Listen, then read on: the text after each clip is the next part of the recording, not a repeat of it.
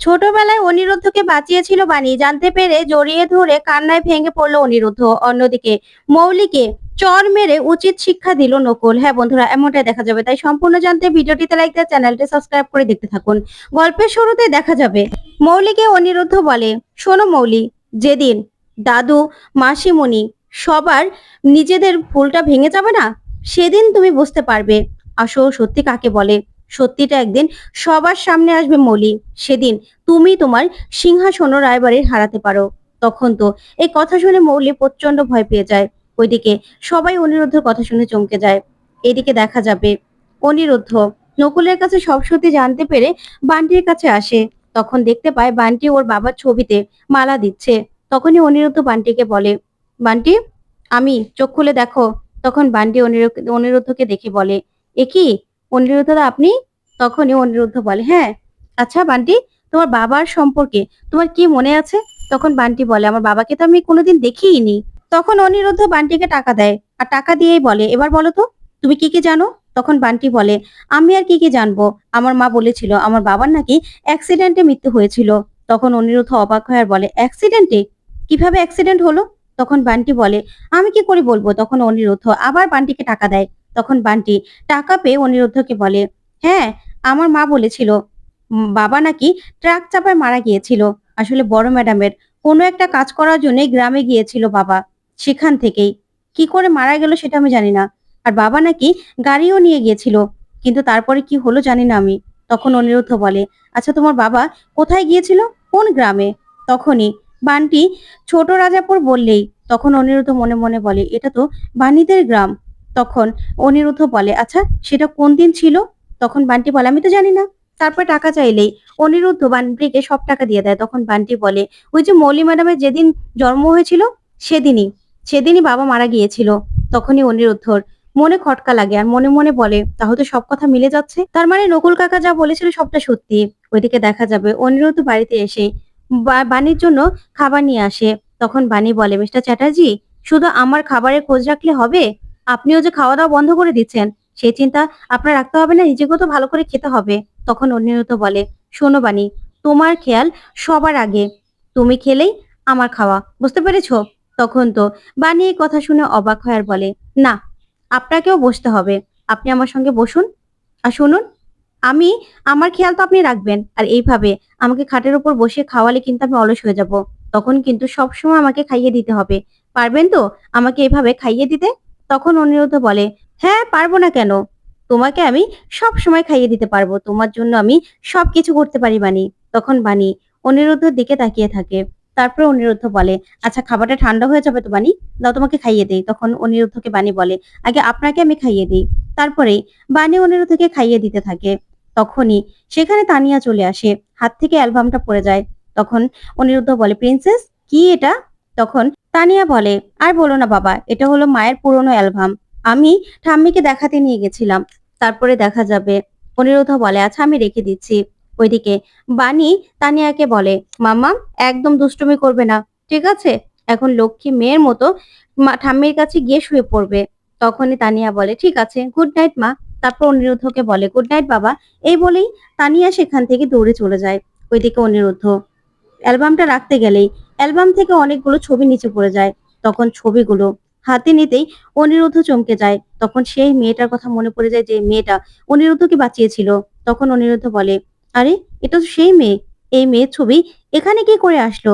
তখনই অনিরুদ্ধ ছবিটা নিয়ে বাণীর কাছে যায় আর গিয়ে বলে, আচ্ছা বাণী, এই ছবিটা তোমার কাছে কি করে আসলো বলো তো? এটা তো সেই মেয়ে যে আমাকে বাঁচিয়েছিল, আর এতদিন ধরে যাকে আমি খুঁজছি। এই মেয়ের ছবি তোমার কাছে কি করে আসলো? তুমি তাকে চিনো? তখন বাণী কি বলবে কিছুই বুঝতে পারে না। তখন অনিরুদ্ধ বলে, আচ্ছা বাণী, তুমি তো জানো ওকে আমি খুঁজছি, তাহলে তুমি যদি ওকে চিনে থাকো আমাকে কেন বলনি বলো তো? তুমি ওকে চিনো? তখনই বাণী বলে, হ্যাঁ চিনি। তারপর অনিরুদ্ধ বলে, বলো না কোথায় আছে, আমি ওর সঙ্গে একবার শুধু দেখা করতে চাই, একবার শুধু বলতে চাই যে ওর কাছে কৃতজ্ঞতা জানাতে চাই। তখনই বাণী বলে, আপনার সামনে যে দাঁড়িয়ে আছে সেই মেয়ে।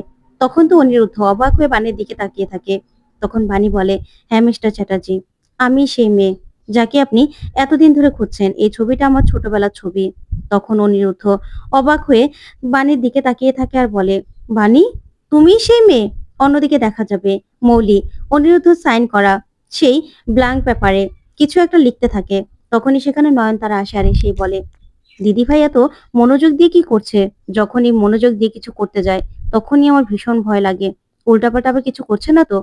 তখন নয়নতারা মৌলিকে এসে বলে, "দিদিভাই, তুমি এখানে কি করছো? কি লিখছো বলো তো?" তখন মৌলি বলে, "ওই পার লিখছি নতুন। ঠাম্মি, তুমি বুঝতে পারছো না? এটা দেখো, একটা খালি ব্ল্যাংক পেপার। এখানে কার সই দেখো তো? এটা হলো অনিরুদ্ধর সই। এই অনিরুদ্ধ সই করে দিয়েছে। এবার না অনিরুদ্ধ আমার হাতের মুঠোয়। আমি চাইলে অনিরুদ্ধকে দিয়ে সবকিছু করাতে পারি। বাণী আর অনিরুদ্ধকে। এবার দেখো না কিভাবে আমি আলাদা করি? আমি চাইলে অনিরুদ্ধ বসতে বাধ্য, উঠতে বাধ্য। দরকার হলে অনিরুদ্ধকে দিয়ে ফরমেশও খাটাতে পারি।" তখনই পিনাকি সব কথাগুলো শোনে দাঁড়িয়ে। তারপরে বলে, "মানে? তুমি ফরমেশ খাটাবে মানে অনিরুদ্ধকে দিয়ে?" তখন তো মৌলি আর নয়নতারা দুজনে ভয় পেয়ে যায়। তখনই দেখা যাবে পিনাকি বলে, "দেখি তো তোমার হাতে এটা কি?" তখন মৌলি সঙ্গে সঙ্গে সে কাগজটা লুকিয়ে ফেলে।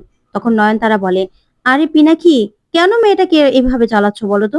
নিশ্চয়ই কোনো কিছু লিখছিল ভিকির জন্য।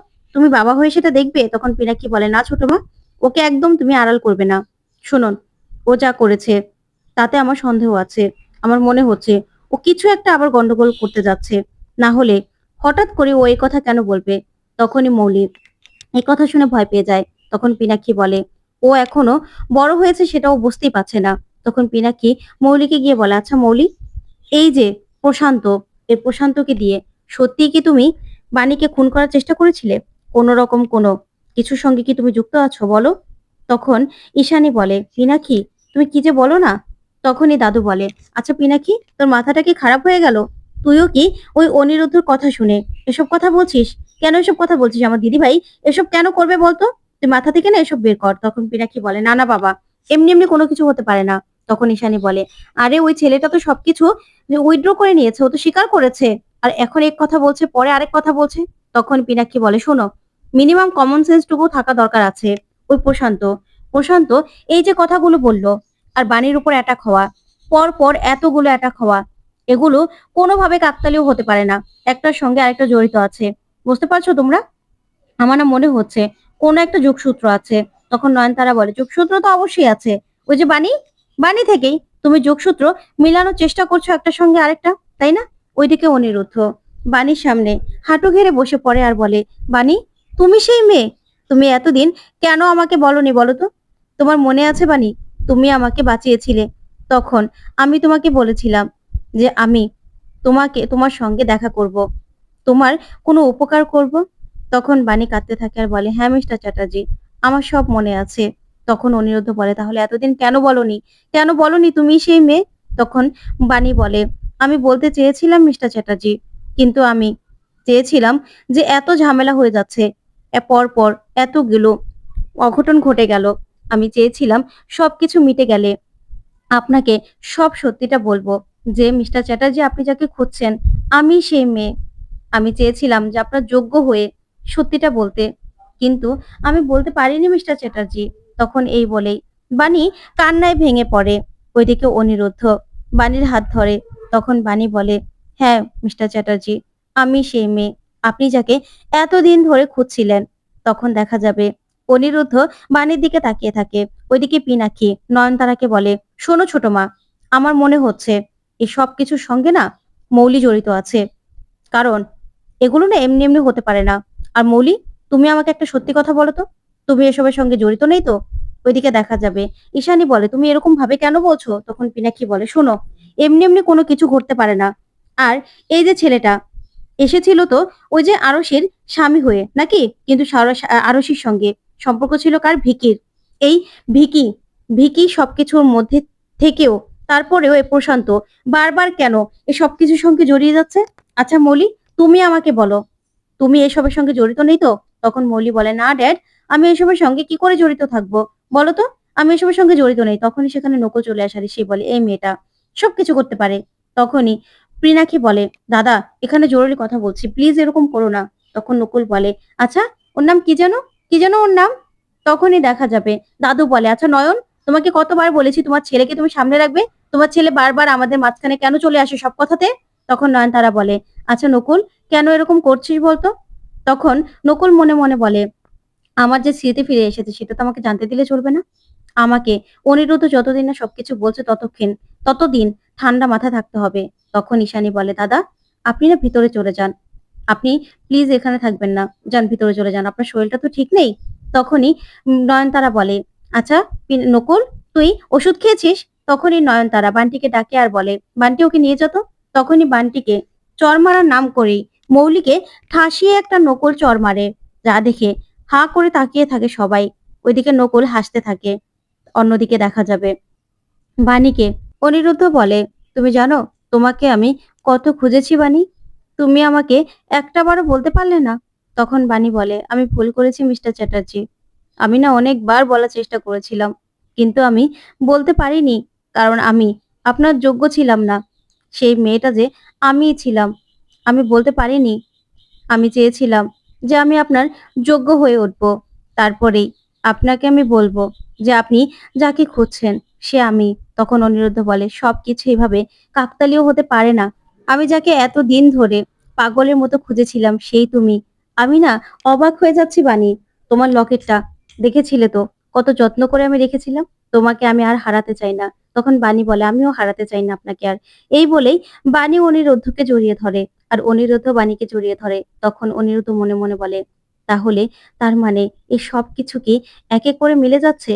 না, নকুল কাকা যেটা বলেছিল সেটা আমাকে তাড়াতাড়ি যে করে হোক প্রমাণ করতে হবে যে বাণী ওই বাড়ির উত্তরাধিকারী। তো বন্ধুরা, কেমন লাগলো আজকের আপডেট? কমেন্ট করে জানাতে ভুলবে না। ধন্যবাদ।